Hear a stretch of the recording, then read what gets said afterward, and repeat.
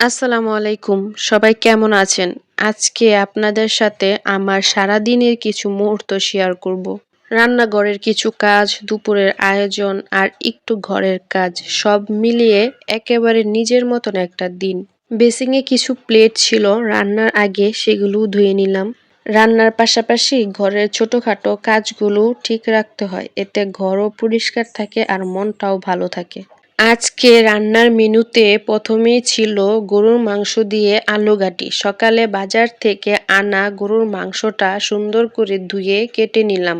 এখানে আমি বেশ অনেকটা পেঁয়াজ কুচি করে নিয়েছিলাম। তারপর চুলায় হাঁড়ি বসিয়ে দিয়েছিলাম আলু ঘাটি রান্না করার জন্য। এখানে দিয়ে দিয়েছি পরিমাণ মতন তেল এবং পেঁয়াজ কুচি। পেঁয়াজটা একটু ভাজা হয়ে গেলে দিয়ে দিব বেটে রাখা আদা রসুনের পেস্ট। মশলাটা একটু ভেজে নিয়ে দিয়ে দিব সামান্য পরিমাণ একটু পানি, যাতে মশলাটা নিচে লেগে না যায়। তারপর দিয়ে দিব একে একে হলুদের গুঁড়া, মরিচের গুঁড়া, সবকিছু পরিমাণ মতন দিয়ে আমি মশলাটা ভালোভাবে কষিয়ে নেব। তারপর কিছু গরম মশলা অ্যাড করে দিব।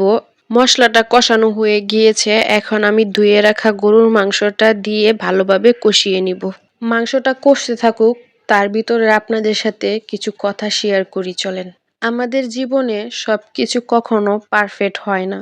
পারফেকশন আসলে কোনো উপহার নয়, এটা আমরা নিজেরাই তৈরি করি। যেখানে অভাব থাকে সেখানে চেষ্টা যোগ করতে হয়, যেখানে ব্যর্থতা থাকে সেখানে ধৈর্য যোগ করতে হয়। জীবনের অসম্পূর্ণতাকে মেনে নিয়ে সুন্দরভাবে গড়ে তুলতে হয়। চলেন আবার রান্নায় ফিরে যাই। মাংস রান্না হতে হতে ভাবলাম সাথে একটা ডিম ভুনা করলে ভালোই হয়। কয়েকটা ডিম সিদ্ধ করতে বসিয়ে দিলাম।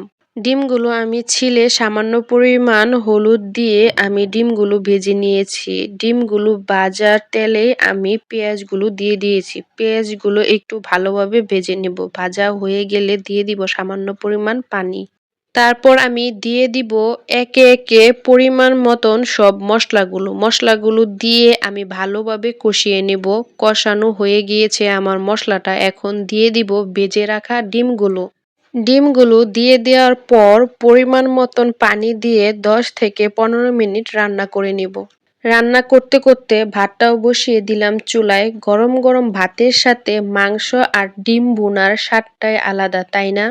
আর সাথে যদি থাকে এক টুকরা লেবু, তাহলে তো একদম পারফেক্ট কম্বিনেশন। আমার তো এখন আবার খেতে ইচ্ছে করতেছে।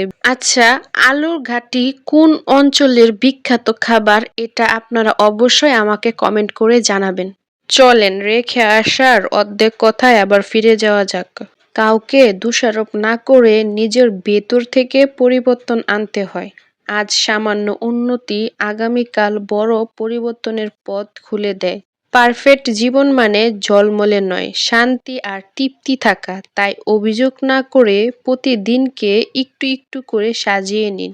কারণ পারফেক্ট জীবন পাওয়া যায় না, সেটা তৈরি করে নিতে হয়। এই ছিল আমার আজকের দিনের কিছু মুহূর্ত। আশা করি ভিডিওটা আপনাদের ভালো লেগেছে। ভালো লেগে থাকলে লাইক, কমেন্ট আর শেয়ার করতে ভুলবেন না। ইনশাল্লাহ আবার নতুন কিছু নিয়ে হাজির হব।